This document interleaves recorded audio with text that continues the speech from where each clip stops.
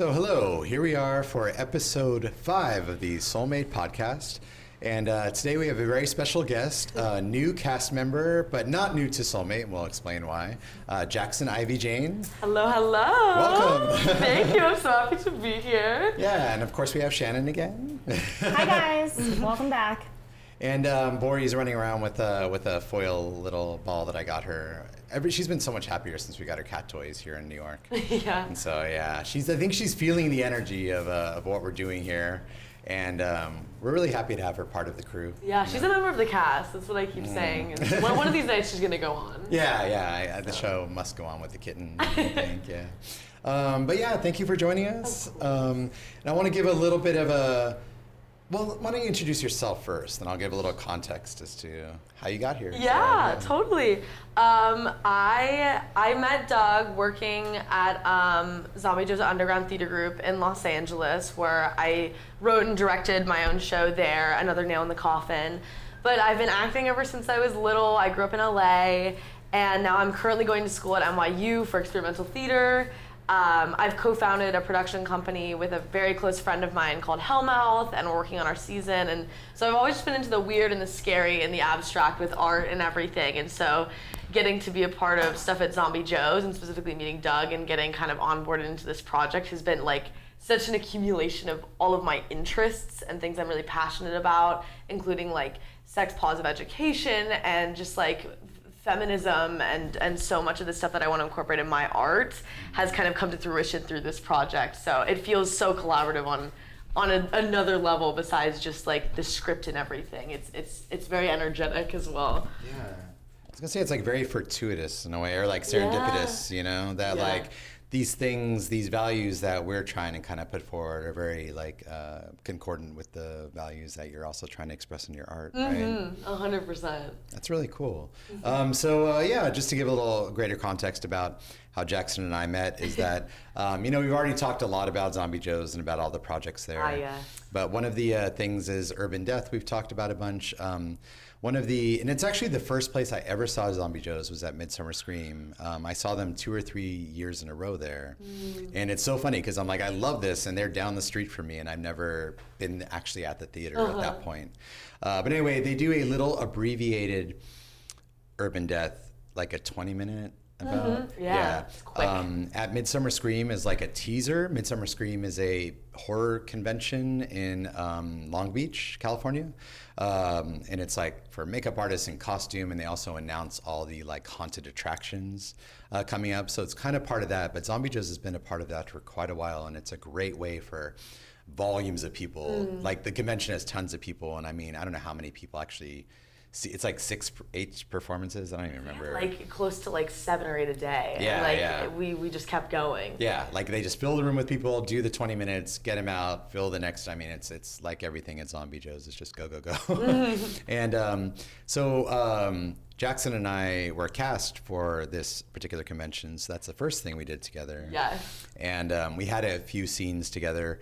One of them was really fun. It was like, explain what the one on the rope. Yeah. It's my favorite thing I've ever done. And it's actually awesome because like people will go through my Instagram and my tagged and they'll be like, what is this? And I'm like, well, let me tell you about Urban Death. It was a dominatrix piece where I had 3 men on a rope. I had this little cute, I had this red and black lingerie set, and I was like, I'm never gonna wear, what am I gonna do with this? Yeah. And then I was asked to do this, and I was like, well, I have just the thing.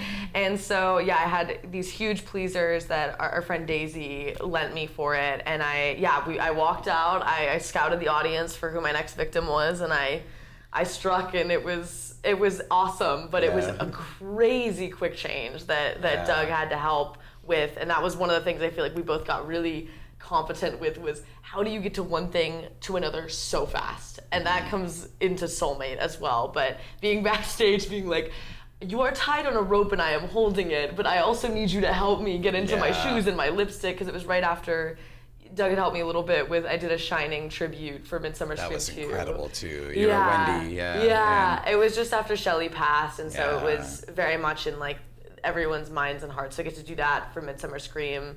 I think we got like applause for it once. Was awesome. But and the last, I have to mention the last one too. We had I forgot his name, but we had a friend show up as Jack too. Yes. Which was so shocking, like for everyone, and because he was dressed as Jack Nicholson in The Shining.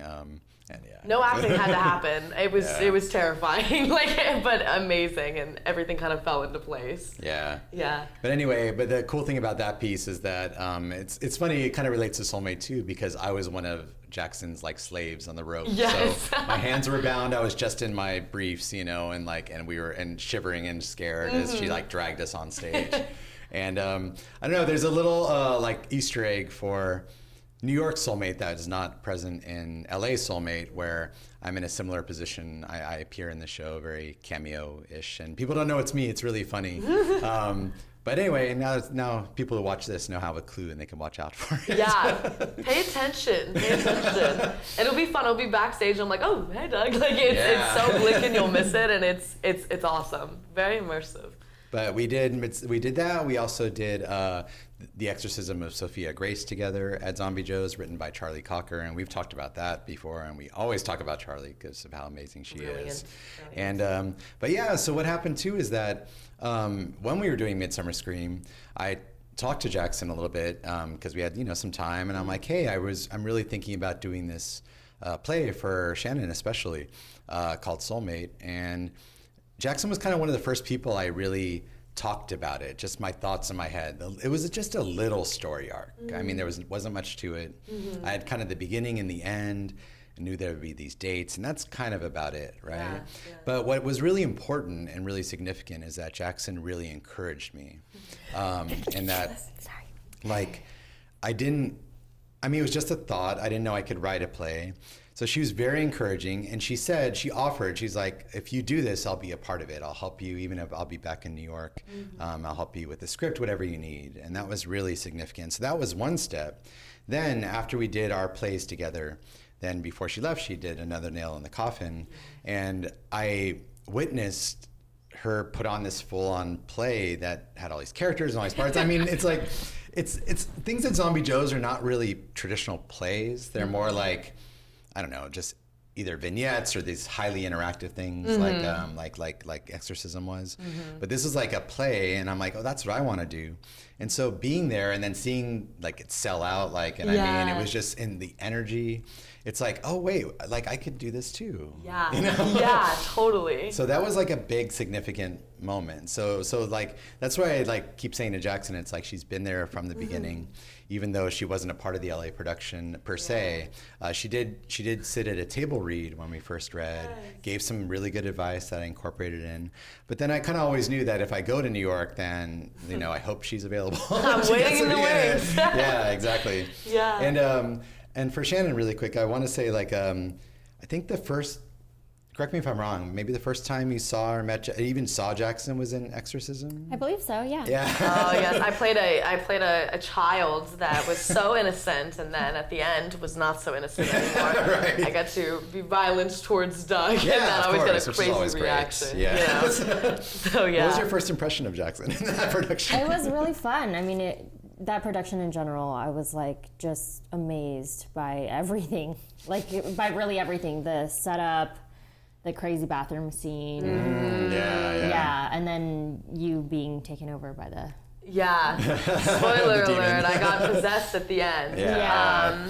Which was really fun because Doug kind of had this characterization of Father Brennan as this priest you were? Yeah. Who was very like stoic and exorcism. needed to do this task, and there was kind of a buddy comedy going on with the other priest as well, Kyle, which was amazing. But we would always get crazy reactions because I would jump up on Doug's back and like bite his neck at the end. It was awesome, sent them screaming. One time someone came to see it and they left, and all we hear is, "What kind of a sister is she?" Best line ever. Every time we did it, I was like, Doug, it's time to find out what kind of sister she is. So to go from being like acting with you to being directed by you to also like having you come see the show to like working with you in this powerful leading role, it's been like such a configuration of like how our artistry meets each other and keeping changing for the production. So it's been really exciting. But yeah, it's crazy we met during Exorcism. Yeah. And she saw it twice too. She brought two groups of people. So yeah. I did. Yes. Yeah. So thank you, Shannon. It was a Always fun supporting. one. Yeah. Doug gave me a call in LA about when the show went up about the fires and everything that was happening. And I was shacked up with my family trying to figure out what to do. But I was like, you have got this, because I went on for an actor in Another Nail at the last moment, and I'm like, no matter what happens, it is possible to have this show and have it be amazing. That was the first run, and we blinked, and now we're opening an off-Broadway show. So it's just surreal. Yeah, to go into that a little more, I mean, because literally the week we were opening, the wildfires broke out. We talked about that before on the podcast. But what happened is, and I did talk about this in other contexts, but like 3 of our actors basically were on the verge of dropping, one of them being our male lead. And one of them did drop, very surprisingly. We already talked about that in a prior podcast, but basically the show had to go on, and I was desperately like, well, I can step in if I need to, because, but the only reason I thought I could do that is because, and I told Jacksyn this, I'm like, because Jacksyn Ivy Jayne did it for Another Nail in the Coffin, meaning that, what was it, like the night before? Oh yes, it was. We usually do runs for Zombie at the theater to like make sure everything's like all set, final notes before we open. So it was Thursday, we opened Friday. We're doing our final run of the show, and all of a sudden I have this crazy Seneca Falls acid trip scene right before intermission. And there's all this dancing, there had been dancing. The actor walks on, hasn't even started dancing yet, and dislocates her knee. And I hear the safe word being called. I'm in the booth like DJing. I've never done tech before, so I was already like sweating bullets. I hear the actor go down, I go down, what's going on? We have to get her to the hospital, incident report. She's great, Alexis, shout out, I love you. We're very close friends, and someday she will play that role. But it was like, what do we do now at this point? So I pulled Amazing Charlie aside, and I was like, I drew photos, and I was like, this is how to run tech for this. We're gonna see what happens. I'm gonna go on. We had another show, because our lead was, she was an embalmer, and she worked with dead bodies, and she thought it was very important for the women that worked there to see the show, to see also like powerful women doing like macabre things. So we had a show for them, and I was like, I have to hold a script in my hands and stand up there and be like, this is my show. You're about to see no tech, me not knowing my lines, like trying to remember the blocking that I gave, like ego death in every sense of the word, but it's like surrender, like it's gonna be okay. So we did it. We all survived, and I was like, all right, tomorrow I'll see you, and I'll have it all down, and we'll do the show. And I drank 3 Red Bulls and memorized the script. I'm like, why did I make this blocking so hard? I did it. Who wrote this? So yeah, it was, and to have everyone's support, not only for my show, but then also now I'm acting in it with all these actors that are older than me and more experienced than me, and just jumping into it. Yeah, it proved that like truly you can do anything. So when that was happening with Soulmate, when things were kind of what's going to happen with the wildfires in such an uncertain time, it's like crazy things can happen when everyone comes together towards an artistic vision. And I feel like Soulmate is totally a testament to that as well. And we ended up, we keep saying, we ended up with the best show we could have had at that moment. Like it really all worked out. It always does. It always does. But yeah, I mean, I was getting these I was at the height of all emotional whatever at that point. I mean, like I never felt so much pressure in my life, and I mean, I felt like I was managing a whole team of people, every single person's emotional state towards how they're feeling about the fires and the play, balancing that, trying to also just push for will people come. I mean, there's so much going on. But yeah, your like long voice messages were so helpful. Just like it was just very comforting. So thank you for that too. Of course. So coming to New York and now having Soulmate New York, you are playing the role of Chloe. I am. It's a joy. And just so you know, like as we're recording this, we had 2 previews, but we had our official opening night last night. Yes.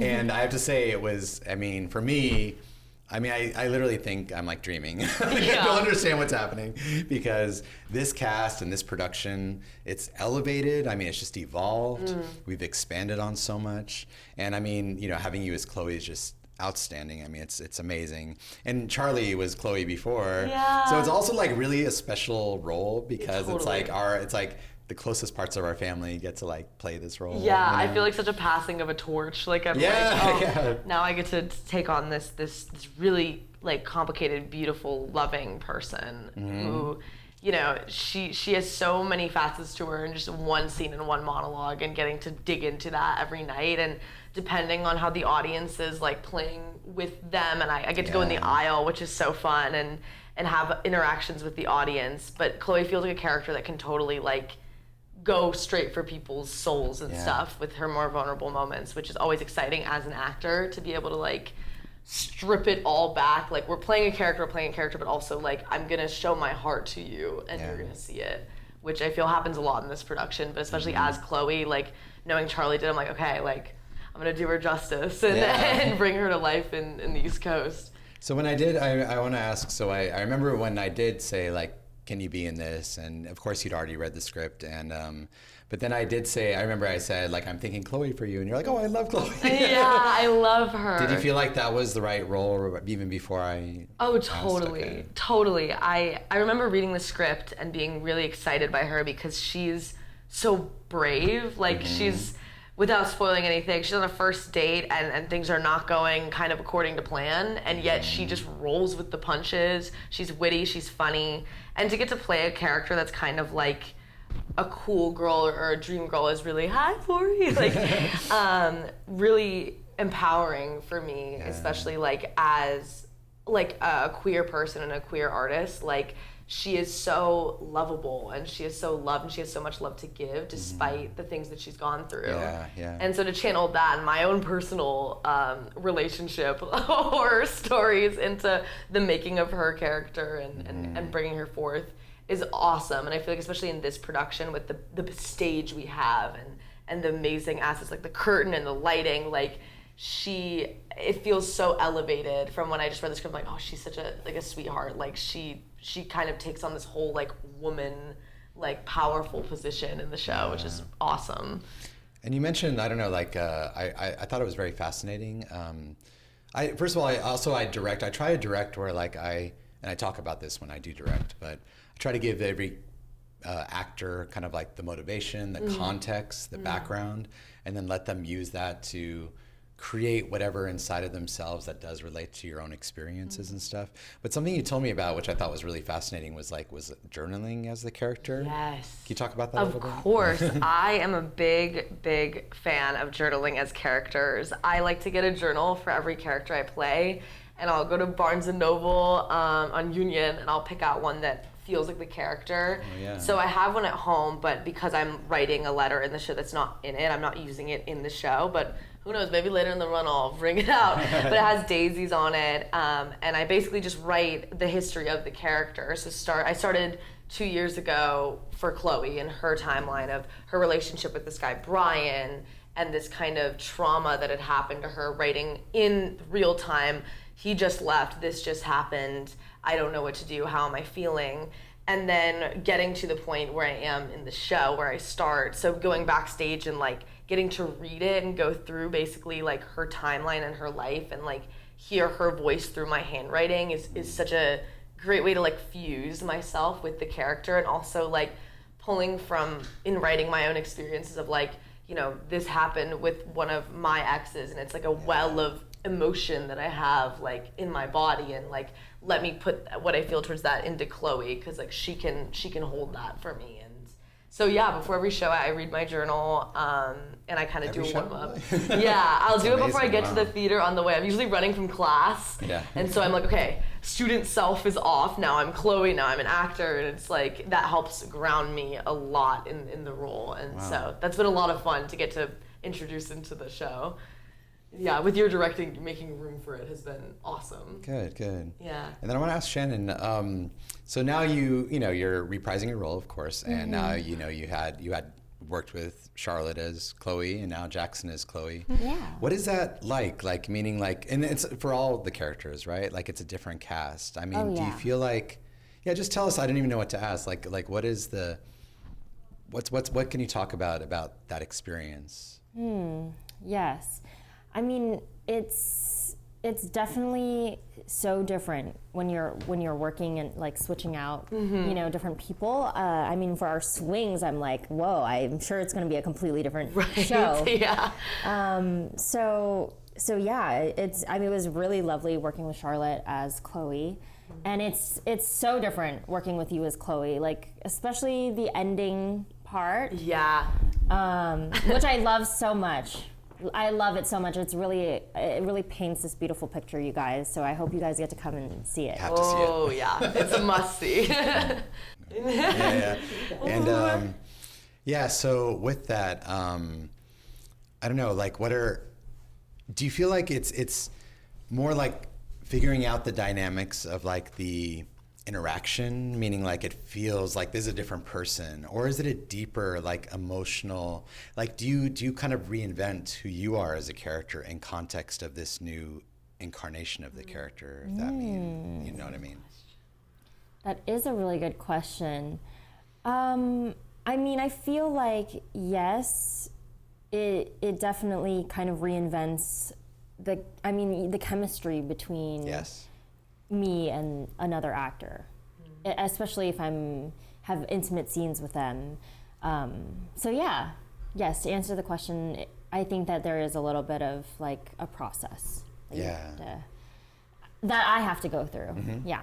Can you like tell us what that is? Sure. I mean, so I guess this is my first time acting and performing and singing on stage.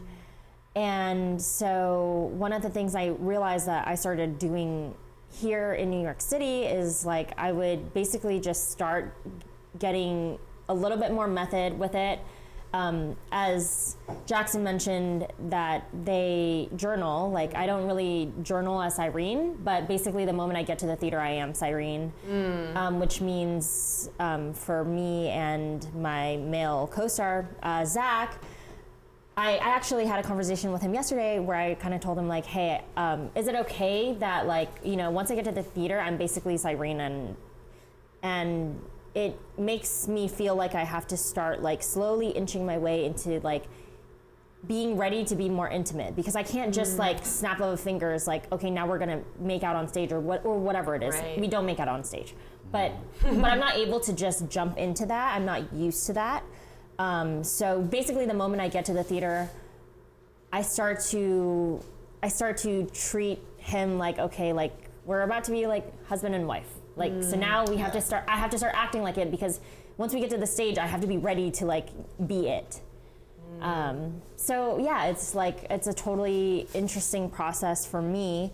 And I wasn't able to, I mean, not that I wanted to, but I wasn't able to do that in the first run, in the LA run with my male lead there. So I think that I felt way more alienated like in that situation, whereas here in New York City, I feel much more connected to my cast. So I love that a lot, and I think that makes the show much stronger. Definitely. Yeah. Well, like a big component of the show, which is like a value of almost, well, okay, I'll back up, because this is something I tell the actors. It's like our final objective in the show is to have like a true emotional connection with every audience member. I mean, that is literally the final objective. And if we're successful in that, then we're successful in the play. And the way I have been directing to kind of get there is that, and it kind of goes through like my explanations of art, which I've talked about in other podcasts.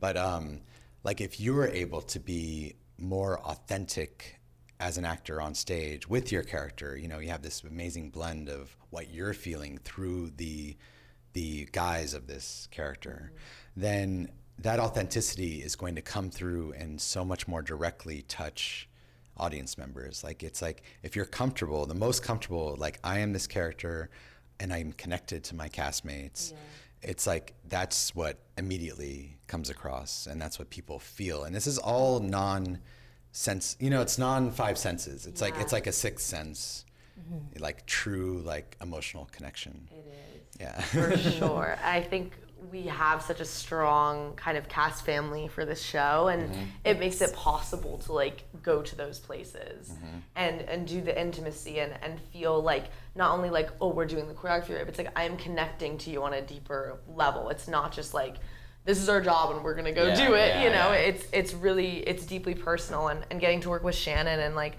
the way in which we interact in the show is very fascinating, and I'll leave all that to the imagination for those of you to buy your tickets and come see the show. But yes.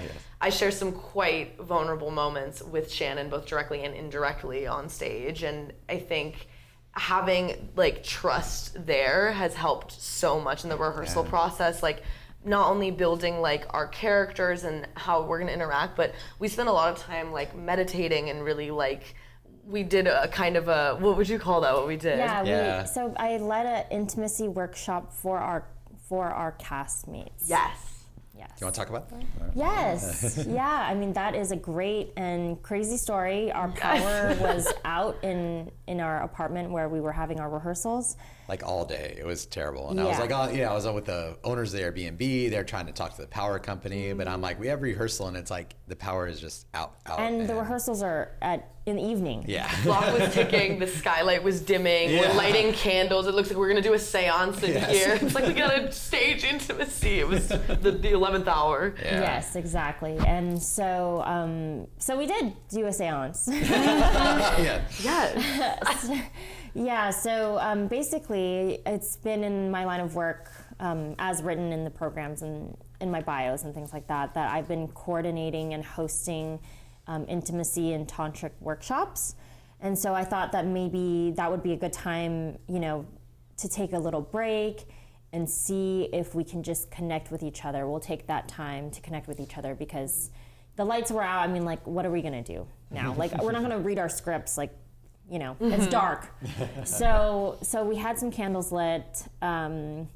We had 10 candles. We had 10 cast members, and then Lee came, of course. Yes, but and Lee was our intimacy coordinator, production assistant, just kind of everything, helping anywhere. And so that's Lee Bowser, and we're so grateful for them. A legend. Yes. Yes. So. Basically what I had everyone do was I had she, hers, and they's like in the inner circle, and then I had he, hims on the outer circle, and basically we would just practice doing eye gazing and breathing with each other, and it's like sort of a tantric meditation of like let's breathe together, face each other, and keep eye contact.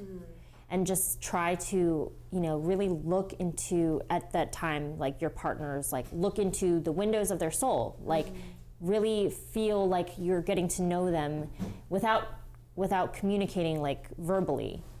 And that really helps. It really helps you get used to like understanding a person, because I feel like a lot of the times we can talk and say certain things, but when you're keeping eye contact with someone, you can really tell how they're feeling. Yeah. And that's one of the most important things about intimacy is like to really look into a person's eyes, like, especially when you're having a really intimate conversation, because you can kind of tell a lot of women or people can say yes to something, but they don't really mean yes. And if you're not reading them and you're not looking into their eyes, you wouldn't really be able to know that. And a lot of the times, like, people can really hurt themselves or other people, like in situations like that. And so I just wanted, for the goal of this exercise was to really just have our cast members feel like we know each other, like we're connecting, right? So then I would just have everyone switch to a new partner until everyone had, as close as and as best as I could, have everyone connect with a different partner. And then what we did was, after the circle, we did this exercise where I had everyone parallel lines to their closest, like, scene partner. Yes. And of course that didn't work for everyone, but I did the best that we could with that. And then I just because like I was involved, Zombie was involved. Some of us weren't in the play, but we were all participating in the room. It was great. Yeah, and some of us have multiple scene partners, so it's like, how do you work that out? But it was really great. I was with Zach, and we had a really spiritual moment that I'll talk about once you finish the big story. I'm excited to know, and I'll share mine as well, because Zach and I actually worked on that the night before. The night before this power outage. So then what I had was I had everyone parallel lines facing their scene partner, And I told everyone, like, now we're gonna just create this like really big ball of light. We're just gonna create a star, like a really big star. So like, let's just focus on like creating the energy between us, like put all your energy like into the middle. And then basically the lights just came right on. Yeah. It was like a choir was singing when that happened. It was, and envision the light and then let there be light. It was unbelievable timing. It's funny too, because I know I said, but I think others said too, it's like when we decided to do this, we're like, we need to do this to bring the power back. Bring the power back. We set a goal and we achieved it. That was our intention. Yeah, exactly. And so you can imagine like the feeling that overwhelmed all of us when we're like, we did it. Yeah, and we kept going powerful. too. I remember still looking at Zach and we're holding our arms out and we're seeing this light. Then all of a sudden he was illuminated by the light of everything that was happening. And we were still in the exercise. So we were like excited, but it's also like, okay, like this energy is here with us. Like let's keep using it. And so to keep going, it was cool because I had already felt into it, but now it's like I can see you. I can see you in this light that we have created. Yeah. And it felt very, very personal. And I had a moment with him where we were very vulnerable with each other in the show. Specifically at the end, Zach, who's our amazing Caleb. And I was looking at him and something in his eyes just like opened. And something in my heart, as crazy as that sounds, like opened. And my eyes like welled with tears. I started crying. And he was like, what are you doing after this? Like, we should walk to the train, like, we cast bonding, But specifically, like, let's talk about this spiritual exchange that just happened between us. It's amazing, yeah. And he's like, that's also very vulnerable. I mean, to like, if you just experience something like that, to want to like share it, because it's right. And it's fascinating the things that can come up just like looking at somebody. I haven't done anything like that. I'm a very spiritual person. I think acting is a very spiritual experience. Lee Bowser, who's like Doug said, our production assistant, like we're always like lighting candles before we write things and being like, okay, what are we trying to channel? What are we trying to bring? And that's your partner in your production company. Yes. We both we're putting up a show in October together, and we're deep in the spiritual trenches of negotiating that.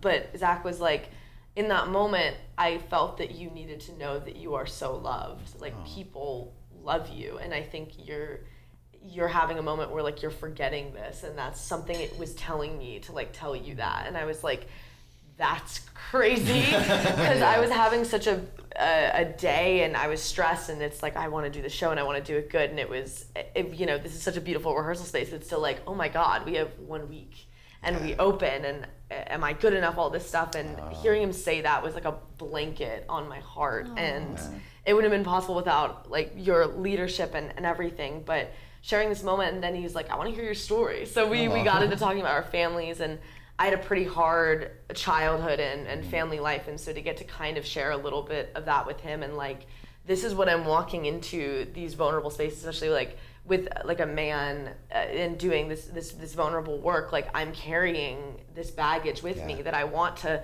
leave at the door to give myself all to, but we're still people, we're not machines when we act. And so it allowed me to connect with him so deep, and also like it allowed me to like really like Aikido it in a way to the form, like put that baggage into Chloe and have her like kind of glow through that.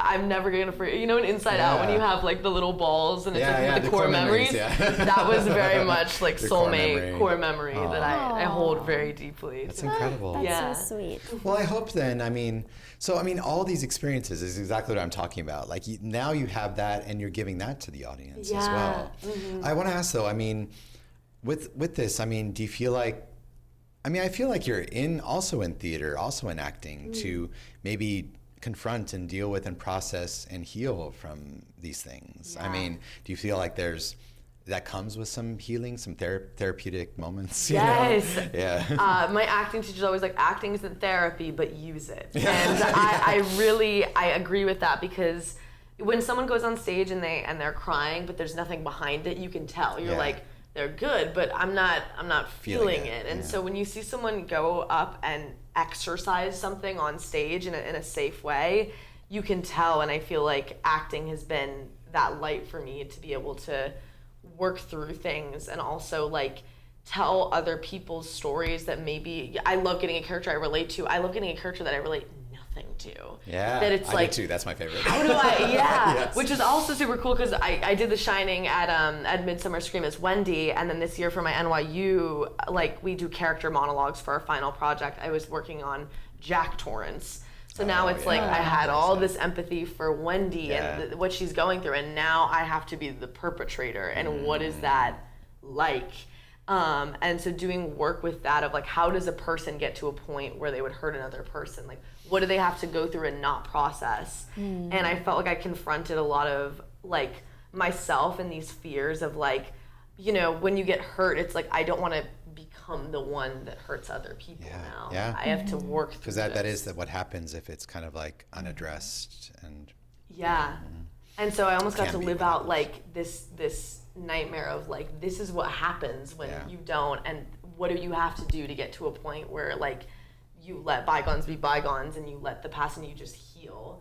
And so I feel like, I've learned a lot about that. Also, like, humans are crazy. Humans are full of so many facets and emotions. And you ever watch something on stage and you're like, oh, no one would ever do that. It's like, you don't know. You don't know what people do in situations. And as artists, we put people in difficult situations, especially with this show. It's like, what would you do if X, Y, Z? How could this transform? Especially the end scene, the accumulation of like, it feels surreal, but it's also like, this is visceral, this is happening, and you can't look away. Which I love that. So to answer your question, one big yes. Good. Right after this, we're running to our first matinee for Easter Sunday. Yes, I know. Easter Sunday Soulmate Easter. matinee. So crazy. I never thought I'd say those words. But I do want to say just a little more expansion on this too. Maybe highlight the importance of live theater in this context, meaning that like it is, I mean, I'm thinking about it now, it is the only medium where you almost, like what we're talking about, creating this intimacy and communicating these feelings like person to person, human to human. It's kind of like one of the only mediums left where we can do that with an audience. Seriously. Right? Like, you know, you can of course have a heartfelt performance that does communicate art in the context of film or video or whatever, but to have like that spontaneous thing. I'm wondering, on that note, maybe I'll start with you, Shannon. It's like, do you feel things from the audience, and what do you feel that you then affects how you're performing and like what you give back? And if you don't, it's okay too. But I mean, I think that as a cast, in all of the performances that I've been in, we and I feel from the audience, and it kind of changes sometimes. Like if you want to take it up higher a notch, like, you know, with like how big the energy is, or if you want to like be a little bit more sensitive. Because you can hear, I mean, you can feel like the laughing, or you can feel like the emotions. Sometimes we can make people, especially in our story, like we can make people really emotional. So I think that it really does like affect the way that we decide we're gonna work to perform. Yeah. What about you, Jackson? Yeah, ditto to that. And if we can't see the audience, but we look out a lot, and we're in a beautiful synagogue. It is so gorgeous, and so much history there too. And I'll have a moment, I have a monologue in the show where I can see the light on people's faces. I can see the way they're like sitting, and sometimes it's like you can tell someone's emotional just by the way in which they're holding their self like sitting. And then like Shannon said, it gives you this permission of like, do I need to like just really sit here in this moment and like be there with this energy, and I'll take it slower? Or is this the kind of thing where it's like go like we have a structure for the show, like it's set, and then also like the individual experience of seeing it, I feel like is so, we're feeding the audience and they're feeding us, and you know, it makes me so sad because everyone's like, theater's a dying art form, and it's like, no, we're alive and well, thank you, but it's not easy. I think, in fact, I mean, I think a lot of people are predicting this. I mean, it actually may be growing as an art form because of this, meaning that we're living in a more technological world. It's kind of funny to say that too, because like I come from that. I mean, all I've done my whole life is create new technologies for media, for art. So it's literally, this is all I've done my whole life, is do what I'm now saying that we need theater to almost to supplement, meaning like, you know, to fill this emotional connection, because as we get more technologically advanced, of course, we all know, we get more like kind of like socially and emotionally isolated because we can just have everything we want in our little bubble, and the pandemic really accelerated that as well, where I actually was just talking to a friend at Soulmate who talked about during the pandemic, she really enjoyed her discovering her introverted self so much that she's still figuring out how to reintegrate kind of back, and actually being at Soulmate was a big step for her for that, and it was, and I felt, I mean, that was the only thing she wanted to talk about at first. It was almost like this new experience and the desire to connect to people again. And, you know, this is the context of which you can do it with very safely, you know, because you're just in the audience, right? You don't have to do anything. You're not on the spot. You know? I mean, we put you on the spot a couple times. We do. Depends where you sit. And yeah, it depends on what seat you get. Yeah, exactly. But anyway, I just think it's like, we all should understand that doing this, like that a lot's at stake actually, for people, for our state of society. I mean, we can hold a sacred responsibility, as we do, for providing this ancient art form, you know, like one of the first art forms, ritual, right? Yeah, bring it back to provide people this true emotional connection that it may be more elusive now. Yeah, and we owe a lot to our audiences, because it's like you know, the economy's crazy, like they're paying money to come and sit and see us bare our souls, and I feel like we have a responsibility, like really be there with them and be honest with them with what we're doing, and being so vulnerable and doing like the nudity and stuff on stage. It's like, I'm allowing you to see all of me. And like you were saying with like phones and stuff, it's like there's Photoshop, I can make myself look, but when I'm on stage, everyone just sees me, all of me. And there's something like so terrifying but so beautiful about that. It's like, I am a human and you are a human, and you're sitting here looking at me. And I love film and TV. That was my bread and butter when I was growing up. I've got me too. many stories of horrific audition stories, of Kool-Aid commercials and everything. But I think theater is so special because it's like, you can't look away. It's happening in front of you. You can't pause it. You are there with these people. And the script might be the same, but I think something we're really learning with this show too is like, it's going to feel different every time. And it's the unique people and their unique perspectives sitting in those seats that we're like in commune with. And that's something that you just can't get anywhere else. And that's why I think preserving theater is of the utmost importance. And the last thing I just wanted to say about your, what you're talking about with the pandemic, I think Soulmate kind of touches on like technology in all of these ways in a way with the dating. It's a big piece of it. Online dating, and like, what is that like to like see someone's profile and be like, oh, okay, like I'm gonna meet you and like we might have like a relationship, but feelings are so fluid and technology is so like, we're doing this. So it's like, how do these two things interface with each other? And I think the funny scenes in the show with the dates and the matches and everything speak to like, we have gotten to a point where it is hard to connect with each other, especially post-COVID, you know, and I think the show is very modern in telling that story. Well, I noticed, I mean, I noticed constantly new things. One of the new things that I did notice was like that the phone is like a character in the film, like specifically Caleb's phone, and the way that Cyrene kind of uses it as almost like her tool, even though it's his phone. I mean, little things like that. And I started really appreciating it. It's like, I didn't see that until recently. But that's the thing about Soulmate. There's so many layers.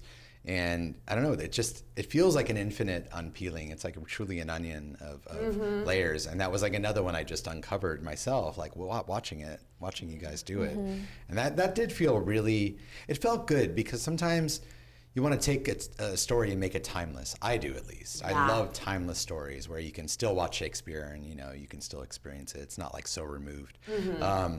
But I feel like this is somehow we achieved the right balance of having it be very contemporary, but, you know, not in a way that where it's like, oh, like now this piece of technology's in it. You know what I mean? It's so integrated. I don't know what I'm trying to say, but I think we pulled it off. And also the Gen Z slang, like as a Gen Zer who does say sus vibes, like, you know, can confirm. It's a lot of because fun. I had no idea what I was writing. Well, hey, you got me. It's always so fun being like one of the younger ones in a cast, because you know, I've been a part of so many projects where people try to write young people, and it's like, me and my vape and my this and it's so caricature-y, but I think this show, like, it's ridiculous at points, but it's also like, no, like, I talk like that sometimes, and like, I feel represented by this in a funny way, and like, maybe that's where maybe I need to look within myself, but it's what you want to like about that too is like we've had a lot of older crowds this time opening up, but even like I was talking about, I don't know if I told you this, but there's a guy, Peter Breger, who's been our attorney, helping me create Soulmate, the company, helping us do the actor contracts, all the dry matter stuff. But he is such an amazing spirit and light, and he was at our show, our premiere last night. I don't think you got to meet him. Did you? I don't think so. Okay, well, we'll have lunch with him later. First of all, I mentioned this to Jackson, I think, earlier. He's a Broadway attorney. Like he's seen countless shows, I'm sure. I mean, he's an older guy. He's a good friend of Ed's and Dan's, and Ed Gaines, the theater owner, Dan being Dan DeMello, our press agent. This whole team that's been so supportive in making this possible. And after the show, he like ran up to me, and all he wanted to do is just talk, and he said it's just like one of the most incredible things he's ever seen. He just like, he had so many questions, and he was just, he was glowing. He was like, and I have a great picture of him. I put on the folder. So cute. But what I'm getting at is that like I like that the older audiences are like listening to the Gen Z language in the part, and they're like, I have no idea what's going on, because it literally is a reflection of kind of how they are with that generation in the world. Yeah. You know what I mean? Yeah. Where it's like, but they can see, they're focusing on it. They see these supplemental actions and results. So in a way, like the language, the specific wording is not as important. You're still going to get a sense of what she's saying. Yeah. Right? Yeah. So anyway, I just really love how it's relating multi-generationally. Multiculturally, and I mean that's something we keep coming back to. Somehow this is like a very universal story. Totally. Yeah. And the AI whole situation in the show. I mean, Sunny, who is brilliant, who's playing Kiara, is just hysterical in this role, and I think it's also bringing that up too of like there's even an AI character, so you'll see. No spoilers here, but it's interesting because like as young people, you know, I'm in university, like ChatGPT is a thing, and like people, like academic integrity is kind of flowing out the window, and it's like, how does that also translate to like love? Yes. Like you cannot recreate a human being and their heartbeat and stuff, but yet like people are lonely, and now we have this tool to be able to like communicate with things, and so how do you use that, or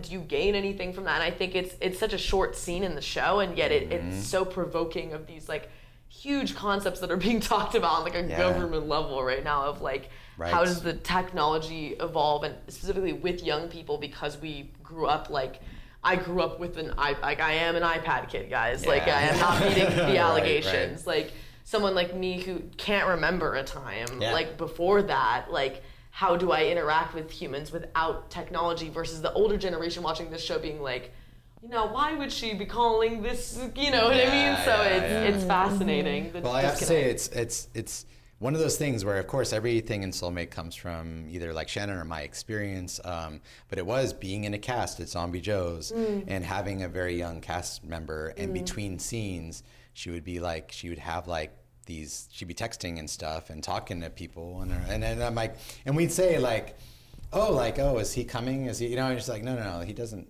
exist. He's that's like my AI boyfriend. He's right here. Yeah, exactly. He is coming. And I really like a lot of the older people in the cast, meaning even like, you know, just a few years older. They're like, what? Like, what's going on? And they're like, you have an AI boyfriend? And it's like, well, I have several. Oh, good. Like, so you're polyamorous. AI polyamory. We've got so many intersections happening. Exactly. But I mean, of course we're all open-minded, but I mean, it's a fascinating thing. And I'm like, and then she saw the show, she saw Soulmate, and I'm like, you really influenced this show. Do you know how? And she's like, not really. And how? And like, we were talking about, I'm like, it's because of you. Like, I never heard of that before. It's so funny. And the voice acting just come see the show. But I think that's another thing about Soulmate that is really special to me, and the art that I want to make, is that I don't think, and you can correct me if I'm wrong, but I don't think the show tells you how to feel. You don't walk out of it being like, this is the villain, this is the hero, this is what happened. It leaves you with, or this is right, this is wrong. Questions. And even when we're talking about the AI thing, like, it doesn't say AI is bad, AI is good.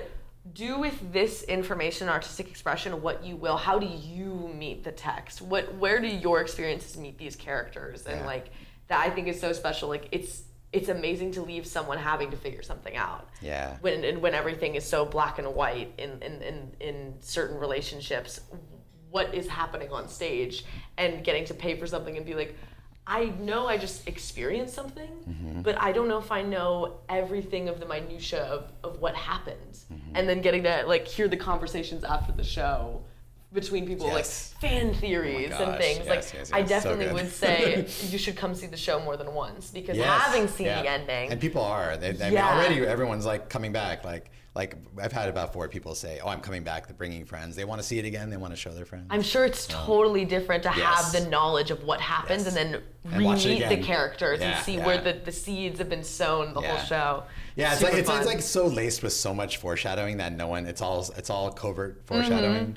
I mean, you have one line too that's like literally explaining the ending, and and it's so good because like no one would ever I get know, to like shout it from the top of my lungs. Exactly. I'm like, no, but that's so silly, and it's like, watch out. Exactly. It's so fun. So I think we can start to wrap up. We have to head to our Easter Sunday 2 p.m. performance. Yes. But I don't know. Just any last thoughts? You want anything, Shannon, before we go and adjourn with Jacksyn and head to the theater? I mean, I'm just so excited. Opening night was incredible. Love the crowd, and I can't wait for everyone to hear about it and to share our art with like all of you guys. Yeah. It's so awesome because we're talking, and now I'm about to get to do it all again with Shannon on stage, and it's like, what will happen today? And it's just such a gift to have such a long run of a show and like get to like really explore these really beautiful people. So I'm just grateful to be here. I'm grateful to have laid on that carpet in Midsummer Scream with you and heard about your idea when Doug was like, I think I want to do a play and I have this crazy twist idea and I don't know how to like, and hearing just that conversation and now sitting here with you all. And that conversation was about 8 months ago, so. Between shows. Late July, early August. Wiping fake blood off of a floor. This show means so much to me, and I feel like as an actor it means so much to me, and also just as a friend of yours. Like, seeing your baby kind of come to life, and I know what that's like as a playwright myself. I've got a table reading for my brand new show after this. And what's that called? It's called Nunnery, A Descent into the Dirt, and it is political, gritty, perverted, and beautiful. And it will be going up in October, and I'm taking so much of what I've learned from working with you people into that show and creating, like you said, like intimacy that's safe when going to big scary places. So I'm taking you all with me, and we're just gonna keep on going. So thank you so much for having me. It's amazing to yak with you. And I'll just reiterate that we are playing now, performing now. Soulmate every Saturday at 8 p.m. Every Sunday at 2 p.m. We're also integrating, I wanted to talk about this, but we won't get to it. We'll talk about it next time. We're going to do talkback sessions with the audience on our Saturday shows. It's going to be called Sex with the Soulmate. And, and all talk very openly, the 3 of us here, some other cast members, about things like intimacy and masculine feminine dynamics and consent. And Shannon and I both have like training in these areas, as she just mentioned, with the intimacy training.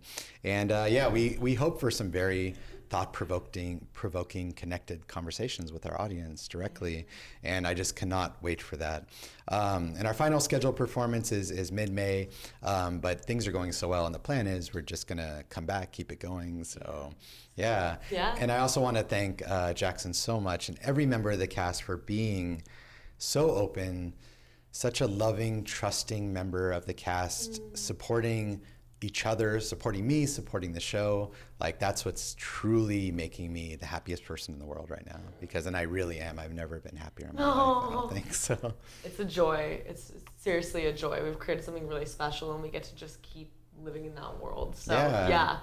So come join us at the Actors Temple Theater. Tickets on sale. You can see soulmateofficial.com, see our Instagram, everywhere. If you look at the description on the podcast, it's there. But we would love to see you. So thank you. Thank you. We'll see you soon. See you soon.